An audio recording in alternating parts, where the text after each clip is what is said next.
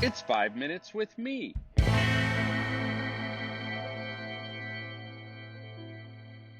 Hello, listener. I am your speaker, and my name is Marko. And that should be obvious because you're listening to 5 Minutes with Marko. Okay.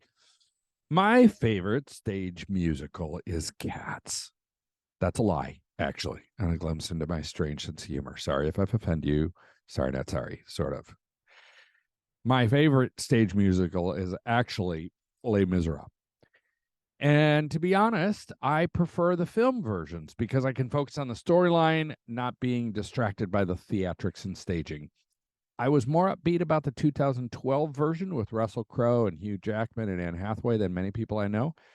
I was 2 thumbs up about the 2000 version with Gerard Depardieu and John Malkovich.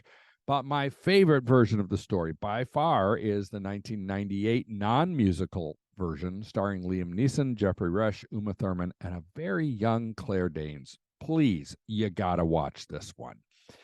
I think the reason the 1998 version of Les Mis is my favorite is because it contains one of my all-time favorite movie scenes in any film ever.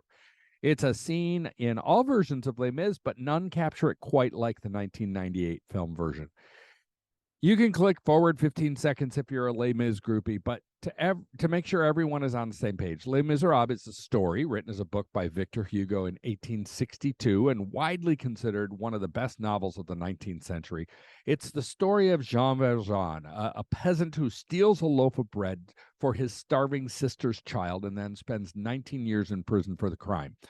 After his release, he breaks parole and is hunted down by a law-obsessed police inspector named Javert. There's much more to the story, of course. It's an exploration of law and grace, loyalty, transformation, and redemption. My favorite scene occurs fairly early in the film when Jean Valjean is first on the run for breaking parole. Turned away from multiple inns because his yellow passport marks him as a convict, Valjean is taken in by the town's priest, Bishop Myriel. During the night, Valjean steals the rectory's silverware, but he's caught, and policemen return him and the silverware to the rectory to refute Valjean's claim that the silverware was given to him en route to what clearly will be a return to prison. Here's the breathtaking scene. When the police ask the bishop if the silverware is his, he responds that it was the rectory's, but that Valjean is correct in stating it was a gift. As the police release Valjean and turn to leave, the bishop continues, saying that Valjean had forgotten to take the silver candlesticks. Valjean's face reveals confusion, and the bishop reiterates that the valuable candlesticks were part of the gift. Pulling Valjean aside, Bishop Myriel quietly says, "Jean Valjean, my brother, you no longer belong to evil. With this silver, I have bought your soul. I've ransomed you from fear and hatred, and now I give you back to God." Whew, I get choked up just reading that to you guys now. This scene is powerful to me and thousands of others on multiple levels. First, I am Valjean, and so are you. So are the young people that you work with. I do not deserve mercy, but I've been shown it countless times by my God and by the people in my life. Second, the measure of mercy is over the top, not only forgiveness, but a double portion gift.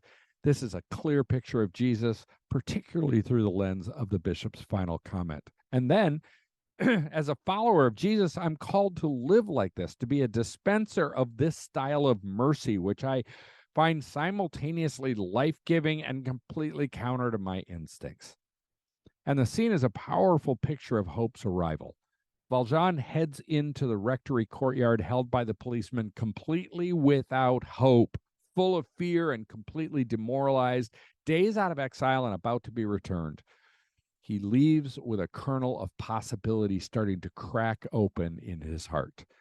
This is Jesus, who shows up in the midst of our confusion and pain and fear and surprises us with hope. Other than the fact that Valjean would not be returning to prison, the immediate circumstances of his life are still difficult. But his imagination is sparked, and the dream of a new potential, hope, and longing begin to dance. Why am I telling you this on a mostly youth ministry podcast? Well, 2 reasons. First, every week I speak with youth workers who are struggling to have hope.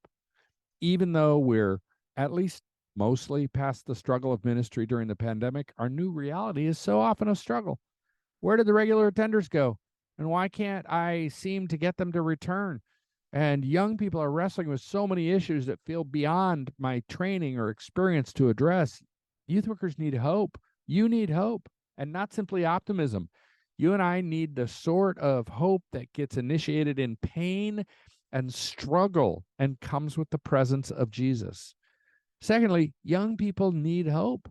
I don't think it's an overstatement that young people need hope tangibly more than maybe at any other time in recent history. Anxiety, stress, deep questions about injustice, skepticism about their future.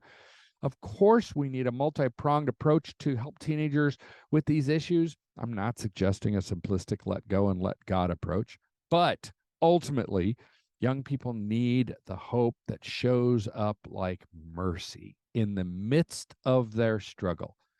Let's lead them to the place where they get the silver candlesticks. The Youth Cartel Podcast Network.